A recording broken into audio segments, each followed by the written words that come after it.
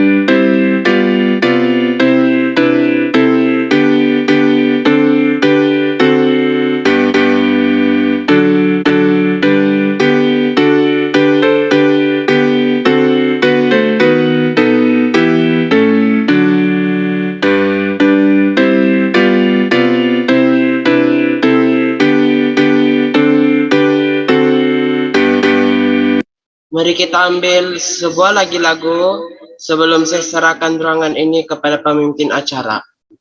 Marilah kita sama-sama nyanyikan lagu di dalam LPMI nomor 125, Ku Kasih Padamu.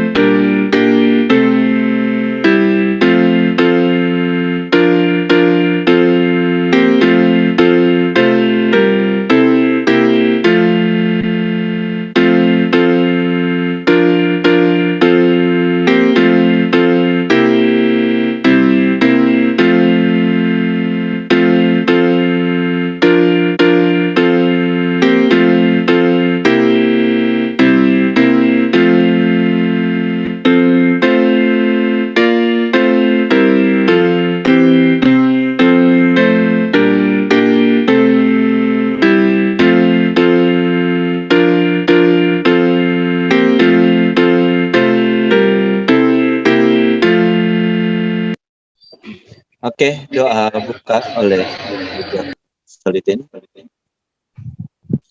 Oke, akan tetapi sumbayang kini dengan tama kejana surga kunsigo tagina-gina Tuhan di kebaikan nukumadahai sobat iti sampaikan magu kan kesiwatan bersama-sama berbakti itu media kianu hai kelumagan media supaya dapat kendalana ditita program diti biar data sesuai di kehendakmu pembesono iti dan belum dipirobutan di kemendak lama ya Tuhan di surga biar bersama ko kita hamba di kesediaanmu dan pelajaran pastor Tino supaya anuan dan hikmah takal budi dan mata kerjaan surga supaya dasar gira dapat saya memorosnya mentok di kerjaanmu untuk terima kahai dan kino Tuhan di surga terima kasih mempunyai ini dosa dahai serahun budi melalui Tuhan Yesus raja di juru selamat dan senang amin.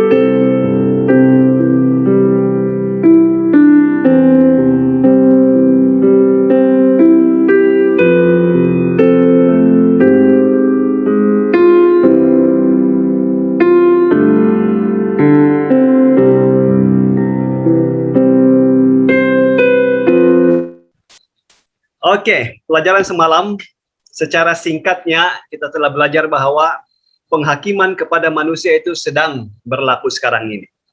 Oke, oleh sebab itu kita perlu hati-hati dengan tindakan kita. Maksud saya hati-hati di sini bukanlah supaya macam mau kasih takut tindakan kita, tidak. Saya di sini adalah supaya apapun yang kita lakukan itu semua tetap berjalan sesuai dengan kehendak Tuhan.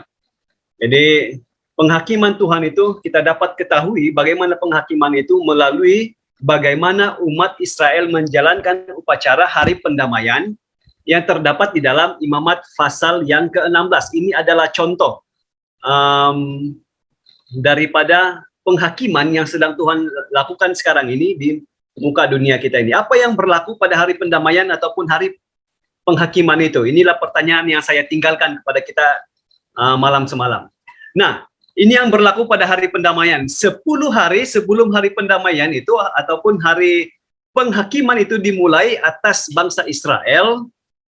10 hari sebelum acara itu bermula, mereka sudah diamarkan dengan trompet-trompet yang dibunyikan.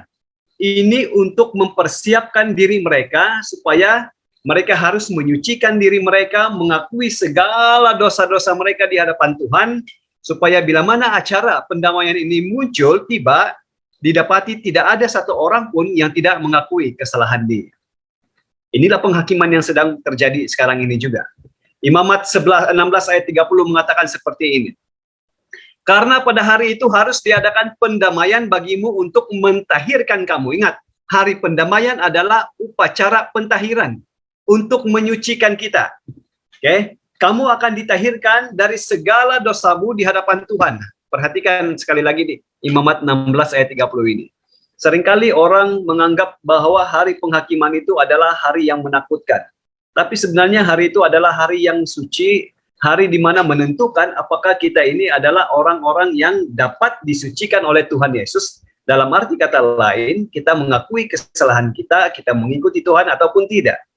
Jadi bila mana kita mengikuti Tuhan dengan segenap hati kita, tidak ada lagi alasan untuk kita katakan saya takut dengan hari penghakiman ini. Jangan pernah takut. Karena apa? Kita memang sudah berada di jalur yang benar, dan Tuhan juga akan memberikan pembelaan dia di hadapan Yang Maha Kuasa ataupun Allah Bapa bahwa kita ini adalah anak-anak Tuhan yang sudah mengakui kesalahan kita. Kamu akan ditahirkan dari segala dosamu di hadapan Tuhan. Inilah hari pendamaian yang terjadi sekali setahun yang berlaku di dalam umat bangsa Israel. Dan sebenarnya ini menunjukkan juga acara ataupun hari pendamaian yang terjadi di sorga sekarang ini. Buku Ibrani sangat jelas mengatakan tentang hal ini. Kita mempunyai imam besar yang demikian, yang duduk di sebelah kanan takhta yang maha besar di sorga. Kita sudah belajar ini di 3 malam yang lalu, dan dituliskan lagi, dan yang melayani ibadah di tempat kudus dalam kemah sejati.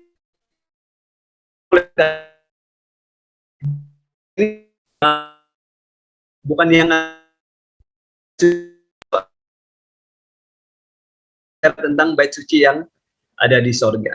Tetapi Kristus telah datang sebagai imam besar dengan membawa darahnya sendiri satu kali untuk selama-lamanya ke dalam tempat yang kudus. Seperti mana yang terjadi di imam membawa darah itu ke bait suci, bait yang maha suci, dan seperti itulah juga yang terjadi di bait suci sekarang di sorga ini, di mana hanya dengan darah saja kita dapat disucikan melalui dosa kita. Perlu ada pengorbanan. Dan dengan itu, ia telah mendapat kelepasan yang kekal untuk kita. Ibrani 9 ayat 24 menuliskan, karena Kristus bukan masuk ke dalam tempat kudus buatan tangan manusia, yang hanya merupakan gambaran saja dari yang sebenar, tetapi di dalam sorga sendiri, untuk menghadap kehadirat Allah guna kepentingan kita. Oleh sebab itulah pada waktu nubuatan, kita masih ingat nubuatan yang paling panjang di dalam Alkitab, yaitu 2300 pagi dan petang dan pagi, ataupun 2300 tahun, kita sudah pelajari itu semalam. Pada waktu bait suci dunia dibangunkan kembali, bermulalah pengiraan tentang nubuatan 2300 petang dan pagi itu, ataupun 2300 tahun, di mana nanti Tuhan akan memulihkan ataupun Tuhan akan memulihkan bait suci itu kembali. Bait suci yang disebutkan di sana bukan yang ada di dunia, tetapi ada yang ada di sorga. Dalam arti kata lain, Tuhan akan memulakan penghakiman Dia, pendamaian Dia kepada manusia. Okay?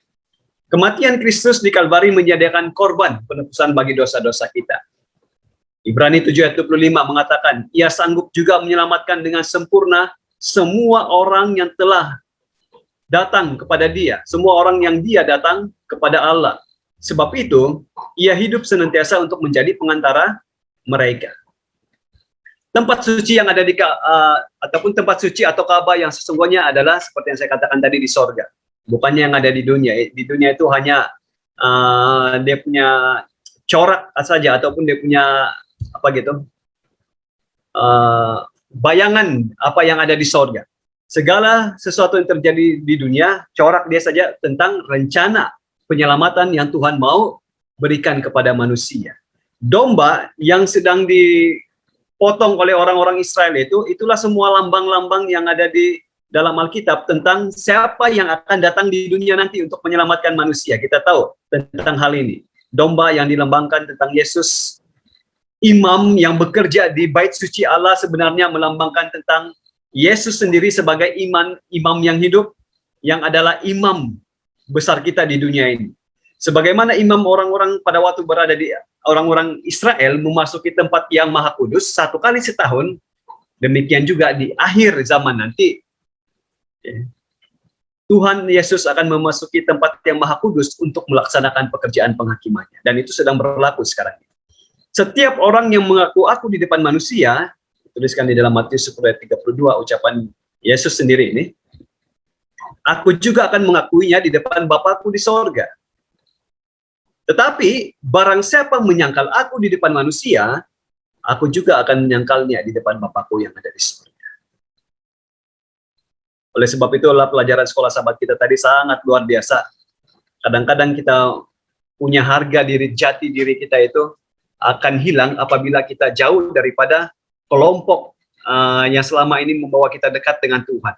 Sudah pergi jauh dan dijauh, saya sudah jauh dari mereka, dorang tidak nampak sudah apa yang saya lakukan, maka saya boleh lakukan apapun itu. Kita memang tidak mengatakan bahwa saya tidak menyangkal Tuhan dari kata-kata kita, tapi perbuatan kita sebenarnya boleh menyangkal Tuhan.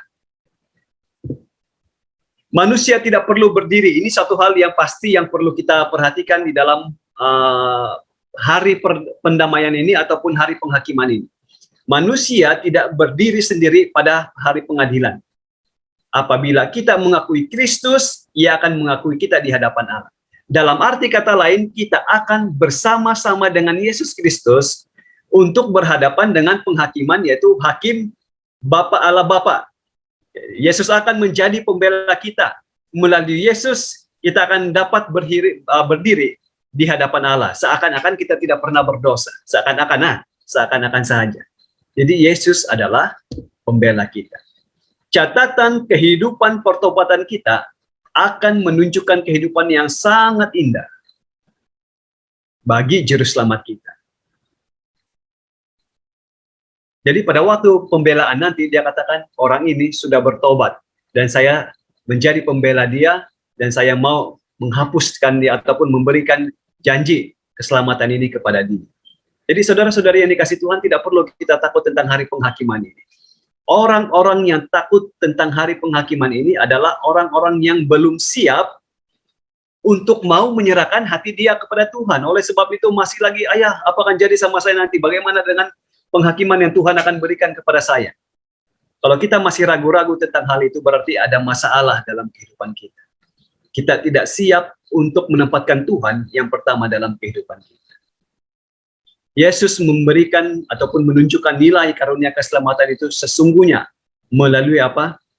Pembelaan dia terhadap kita. Yohanes menuliskan, darah Yesus anaknya itu menyucikan kita dari segala dosa kita. Kita hidup di bumi pada jam-jam terakhir. Pengadilan pra-Advent telah berjalan di ruangan sidang sorga sejak 1844. Yaitu akhir daripada nubuatan 2300 tahun yang bermula pada tahun 457 di zaman pemerintahan Raja Medo-Parsia. 1 Petrus menuliskan, karena sekarang telah tiba saatnya penghakiman dimulai pada rumah Allah sendiri yang harus pertama-tama dihakimi. Kalau di dunia, penghakiman itu biasanya dimulai oleh orang-orang yang didapati bersalah ataupun dituduh bersalah. Tetapi penghakiman Tuhan, dia harus dimulai dari rumah Allah sendiri ataupun orang-orang yang benar. Dia harus dihakimi terlebih dahulu. Nah, tidak diragukan pengadilan dimulai dengan Habel, orang yang pertama yang mati di bumi ini. Di mana dia ini adalah orang yang menggambarkan ataupun memberikan diri dia sepenuhnya kepada Tuhan. Dan penerimaan dia bagaimana satu waktu dahulu mereka harus mempersembahkan korban domba ini, dia juga percaya secara tidak langsung sebenarnya dia juga mau menerima kematian Yesus satu hari nanti di kayu salib. Tindakan akhir dari Habel dicatatkan di dalam Alkitab. Ini menunjukkan bahwa dia percaya kepada Tuhan dia.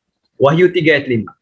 Barang siapa menang, dia akan dikenakan pakaian putih. Ini berbicara tentang kehidupan kita, sifat kita yang suci di hadapan Tuhan melalui karakter-karakter kita. Aku tidak akan menghapus namanya dari kitab kehidupan. Melainkan apa dia katakan di sini? Aku akan mengaku namanya di hadapan Bapakku dan di hadapan para malaikat-malaikat yang adalah saksi kita di dunia ini. Kalau kita melihat cerita daripada Yudas, pastinya tidak diragukan.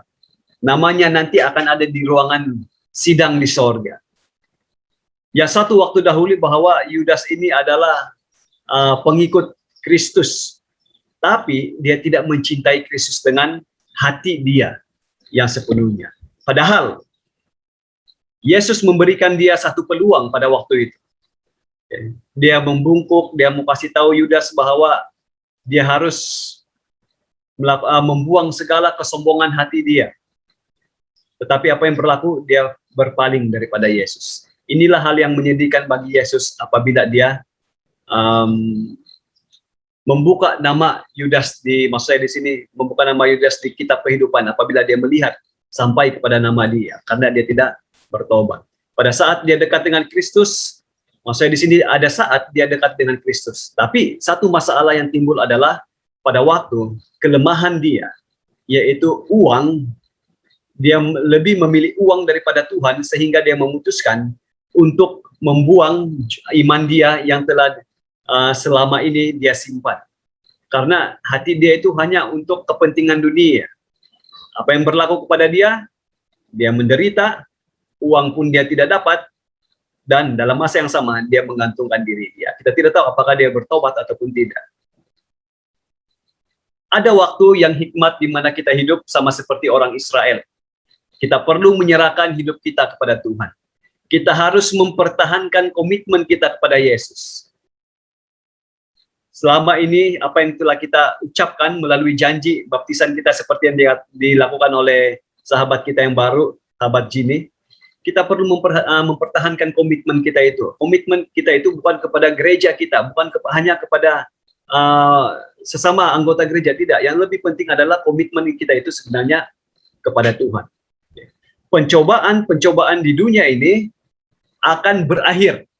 Bila mana pencobaan-pencobaan di dunia ini akan berakhir, berarti keputusan pengadilan di sorga pasti akan dikeluarkan. Dan inilah keputusan yang kita nantikan di dunia ini. Wahyu 22 ayat 11. Barang siapa yang berbuat jahat, biarlah ia terus berbuat jahat. Barang siapa yang kudus, biarlah ia terus menguduskan dirinya.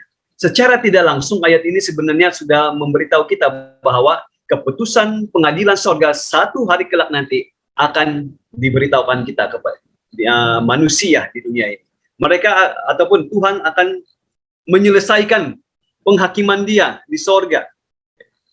Yang menyedihkan adalah mendengar apabila ada sahabat-sahabat kita, keluarga kita yang menolak tentang kebenaran ini. Lebih memilih dunia daripada memilih Tuhan. Wahyu 22 ayat 12 mengatakan, sesungguhnya aku datang segera dan aku membawa upahku untuk membalas kepada setiap orang menurut perbuatan mereka. Standar penghukuman pengadilan Tuhan seperti yang kita telah pelajari malam semalam adalah hukum Tuhan. Jadi kita diadili menurut hukum daripada Tuhan sendiri. Saudara-saudari yang dikasih Tuhan, Tuhan Yesus rindu untuk menjadi pembela bagi kita di pengadilan ini. Dia rindu agar kita menerima pengorbanannya di Kalvari, di kayu salib. Dia rindu supaya kita mengakui setiap dosa-dosa yang pernah kita lakukan supaya ia dapat membasuh kita itu. Dia rindu agar nama kita tertulis di dalam buku kehidupan. Yohanes menggambarkan mereka yang tidak akan memasuki kota yang suci ini. Tetapi tidak akan masuk ke dalamnya sesuatu yang najis atau orang yang melakukan kekejian atau dusta. Tetapi hanya mereka yang namanya tertulis di dalam kitab kehidupan anak domba itu saja yang ada masuk di dalam kerajaan surga. Pada siang hari ini kita diberikan pilihan di dalam kehidupan kita. Kita berada di pihak siapa sekarang? Apakah di pihak surga ataupun di pihak iblis? Saudara-saudari yang dikasih Tuhan, pengadilan akan menentukan di pihak mana kita berdiri dalam pertentangan besar di antara Kristus dan setan. Kalau kita dengan Kristus ataupun kita dengan dunia ini. Saya tinggalkan persoalan ini kepada kita untuk kita renungkan bersama-sama pada saat ini, supaya biarlah melalui pelajaran yang telah kita pelajari dari malam pertama, kita dapat lihat bahwa pemerintahan iblis itu adalah pemerintahan yang gagal, sehingga pemerintahan yang adil dan saksama adalah pemerintahan Tuhan. Dia mau memberikan keselamatan kepada kita, dia memberikan kita pengharapan yang baru dalam kehidupan kita. Oleh itu, di mana kita berpihak sekarang?